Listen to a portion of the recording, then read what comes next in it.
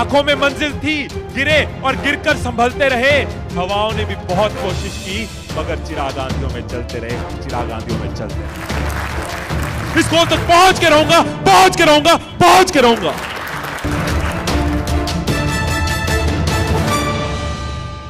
दो मेंढक चल रहे होते हैं, दो फ्रॉग चल रहे होते हैं। दो फ्रॉग्स चल रहे हैं तो अचानक आगे एक खाई आती है, एक बिग में वो गिर जाते हैं। दो फ्रॉग्स चल रहे हैं, अचानक एक खाई में वो गिर गए। दोनों फ्रॉग गिरे तो वो कोशिश कर रहे हैं बाहर निकलने की, जंप करने की कोशिश कर रहे हैं। पत्थरों के साथ, मिट्टी के साथ रगड़ रहे हैं, कहीं खून निकल रहा है, लेकिन कोशिश कर रहे हैं। ऊपर से 5-6 फ्रॉग, 5-6 मेंढक और आ जाते हैं जो उनको सलाह देनी शुरू कर देते हैं, जो हमारे साथ भी होता है। 5-6 मेंढक और आ जाते हैं, उनको सलाह देनी शुरू कर देते हैं। कहते हैं ये खाई बहुत गहरी है, तो इससे बाहर निकल नहीं पाओगे, कोई फायदा नहीं है, इतनी गंदी, इतनी तपस्या भरी, इतनी दर्द भरी मौत का, इतनी दुख भरी मौत का कोई फायदा नहीं है, आराम से शांति की मौत मर जाओ। एक फ्रॉग उसी वक्त शांत हो जाता है। ऊपर बैठे बड़े बुजुर्ग रिश्तेदार यार कह रहे हैं कोई फायदा नहीं, रुक जाता है, थम जाता है कि आगे नहीं बढ़ना। दूसरा फ्रॉग और जोर से कोशिश करनी शुरू कर देता है। दूसरा मेंढक और जोर से जंप करनी शुरू कर देता है, और रैशेस हो रहे हैं, और खून निकल रहा है, और रगड़े लग रही है, लेकिन वो और जंप कर रहा है। ऊपर बैठे लोग और परेशान। जब किसी की सलाह नहीं मानो तो लोग तो परेशान होते हैं, राइट? वो और परेशान। तुझे समझाया है इतनी दर्द वाली मौत को मत इनवाइट कर, इतनी दर्द वाली मौत को मत बुला, आराम से शांति से मर जा। वो मेंढक और ज्यादा जंप करनी शुरू कर देता है, और ज्यादा उछलना शुरू कर देता है, और ज्यादा जोर लगाता है, और खून निकल रहा है, लेकिन और ज्यादा कोशिश कर रहा है। ऊपर बैठे मेंढक और परेशान, वो चिल्लाते हैं तुझे समझाया है, उसको देख, वो शांति से अपनी शांति की मौत मर रहा है, तू इतनी दर्दनाक मौत मर रहा है, तू भी शांति से मौत मर, तुझे समझ नहीं आती, रुक जा, थम जा, बस कर। वो मेंढक और ज्यादा जंप करता है, और उछलता है, और कूदता है, खून बह रहा है, बहने दो, लेकिन और जंप करता है, और जंप करते करते बाहर आ जाता है। वो मेंढक बाहर आ गया, दूसरा मेंढक नीचे रह गया। अब सबको परेशानी कि इसने हमारी एडवाइस क्यों नहीं मानी, इसने हमारी सलाह क्यों नहीं मानी, ये हमारे हिसाब से क्यों नहीं चला। उसके पास जाते हैं जानने के लिए कैसा क्या था उसके माइंड में। उससे बात करने की कोशिश करते हैं। जब बात करते हैं तो पता चलता है कि जो मेंढक जंप करके बाहर आया वो मेंढक बहरा था, वो सुन नहीं सकता था।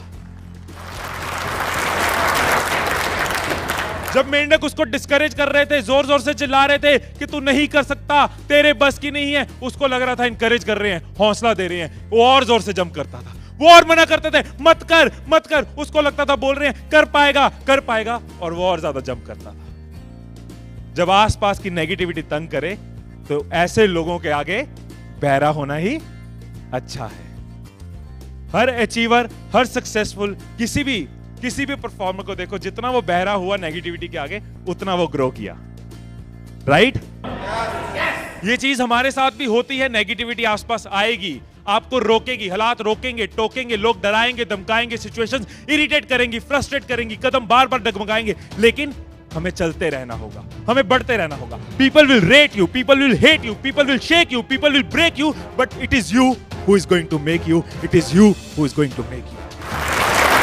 हर किसी को रोका गया था, हर किसी को रोका गया था। स्टीव जॉब्स को उसकी अपनी कंपनी से निकाल दिया था कि तू एक अच्छा लीडर नहीं है, और उन्होंने निकल के 2 कंपनीज खड़ी कर दी, नेक्स्ट एंड पिक्सल। अगर वो उनके आगे बहरा नहीं होते, उनकी मान लेते तो रुक जाते। लोगों ने कहा लड़कियों के बस की नहीं है बॉक्सिंग करना, और कांगेथाई गांव मणिपुर में से, छोटे से गांव से निकल के मैरी कॉम ने 5 वर्ल्ड चैंपियनशिप जीती, क्योंकि वो लोगों के आगे बहरे हो गए थे, ऐसी नेगेटिविटी के आगे बहरे हो गए थे। धीरूभाई अंबानी 150 रुपए महीना कमाते थे, कहते थे करोड़ों रुपए की जायदाद खड़ी करूंगा। लोगों ने क्या कहा, पागल हो गया है, लेकिन बहरा होना ही बेटर था उनके लिए। बोमन ईरानी ने 44 इयर्स की एज में एक्टिंग करियर शुरू किया, लोगों ने डिस्करेज किया, 44 साल की उम्र में एक्टिंग। नवाजुद्दीन सिद्दीकी यूपी के छोटे से गांव से निकले, लोगों ने कहा तेरी लुक्स में ग्लैमर नहीं है, वो बहरे हो गए कि जिगर में दम होना चाहिए, लुक्स में ग्लैमर हो ना हो।